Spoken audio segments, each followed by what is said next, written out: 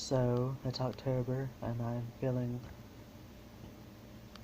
that it's only best that I review horror movies for y'all. And I've been pondering and thinking on it, which one to review next, and it has to be that one.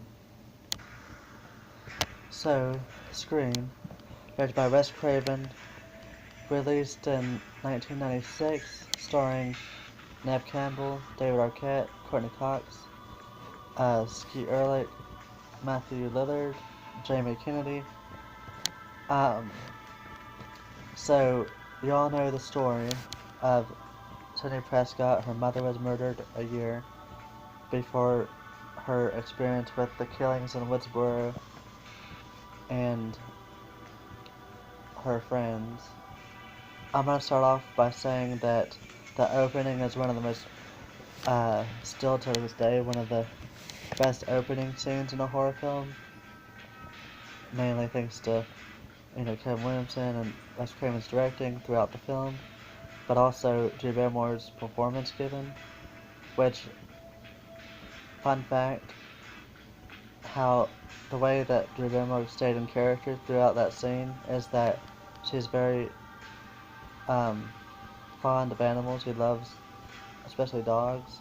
So she read in an article shortly before the film, or the making of the film, that a someone's a dog's owner burned their dog alive, and that's how Wes Craven actually took advantage of that and whispered to Drew Barrymore on set, saying how I'm lighting the match, which is a little more morbid, but I mean, it got the job done, obviously. Now, the chemistry is very well done between the actors and the rest of, like, the cast, like with Neve Campbell and Skeet Ulrich, and of course with Courtney Cox and David Arquette. They fell in love on the set of Scream. But the story is really great. It pays homage to other horror classics like Nightmare on Elm Street and Halloween, Friday the 13th. So it's pretty self-aware of itself, but it's also what Wes Craven does well is that he also mixes comedy with his horror, and is one reason why so many fans appeal to that is that he's good at mixing both, and it stands out. Another thing I'd like to mention is the soundtrack is really great too. I've got the CD, and the operatic tones that you're hearing now is really relaxing, but it's also really sad and tragic, and it really sets the tone for the film as far as Cindy's past and her struggles she's feeling with dealing with her mother's death and everything, and then her boyfriend. But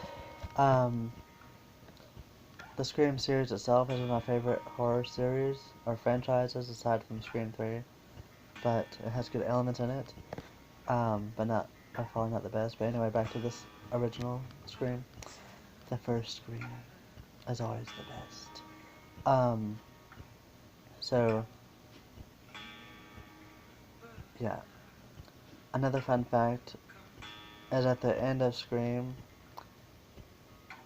Sydney stabs Billy Loomis in the chest with an umbrella, and it has a pacemaker, so she had to try to very carefully to dodge it, or else, he would stop breathing or died. Yeah. But as far as the mask goes, it always adds the extra layer. No pun intended. Between a horror film, because it's so much scarier when you don't know who's behind the mask. It could be anyone. But yeah.